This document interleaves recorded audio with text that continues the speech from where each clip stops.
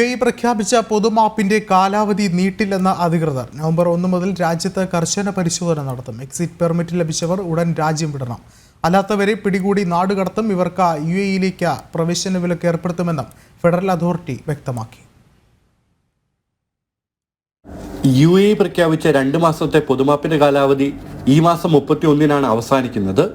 നിയമവിരുദ്ധ താമസക്കാർക്ക് പിഴയോ യാത്രാ വിലക്കോ കൂടാതെ രാജ്യം വിടുന്നതിനോ താമസ പദവി നിയമപരമാക്കി UAEയിൽ തുടരുന്നതിനോ സൗകര്യമൊരുക്കി സർക്കാർ പ്രഖ്യാപിച്ച പൊതുമാപ്പ് കാലാവധി നീട്ടില്ലെന്ന് ICP താമസ കുടിയേറ്റ വിഭാഗം ഡയറക്ടർ ജനറൽ മേജർ ജനറൽ സുൽത്താൻ യൂസഫ് നുയൈമി വ്യക്തമാക്കി. നവംബർ 1-ാം തീയതി മുതൽ നിയമലംഘകരെ കണ്ടെത്തുന്നതിന് കർശന പരിശോധന നടത്തുമെന്ന് അദ്ദേഹം മുന്നറിയിപ്പ് നൽകി. താമസ കേന്ദ്രങ്ങൾ, വ്യവസായ മേഖലകൾ, കമ്പനികൾ എന്നിവ കേന്ദ്രീകരിച്ചാവും പരിശോധനകൾ. നാട്ടിലേക്ക് മടങ്ങാൻ എക്സിറ്റ് പെർമിറ്റ് ലഭിച്ചവർ 14 ദിവസത്തിനകം സ്വന്തം നാട്ടിലേക്ക് പോകണമെന്നായിരുന്നു നേരത്തെ നിയമം. പിന്നീട് ഒക്ടോബർ 31 വരെ അതിന് സമയം നീട്ടി നൽകി. എക്സിറ്റ് പെർമിറ്റ് ലഭിച്ച 7000-ഓളം പേരിൽ പലരും നാട്ടിലേക്ക് മടങ്ങാത്ത സാഹചര്യത്തിലാണ് അധികൃതർ കർശന നിർദ്ദേശം നൽകിയത്. പൊതുമാപ്പിൽ നാട്ടിലേക്ക് മടങ്ങുന്നവർക്ക് UAEയിലേക്ക് തിരിച്ചു വരാൻ നിയമതടസ്സമുണ്ടാവില്ല.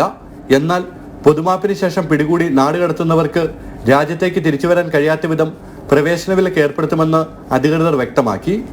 നിയമം ലംഘിച്ച് രാജ്യത്ത് തുടരുന്നവർ എത്രയും വേഗം ബന്ധപ്പെട്ട സർക്കാർ സേവന കേന്ദ്രങ്ങളെ സമീപിച്ച് താമസ പദവി നിയമപരമാക്കണമെന്നും അധികൃതർ ആവശ്യപ്പെട്ടു.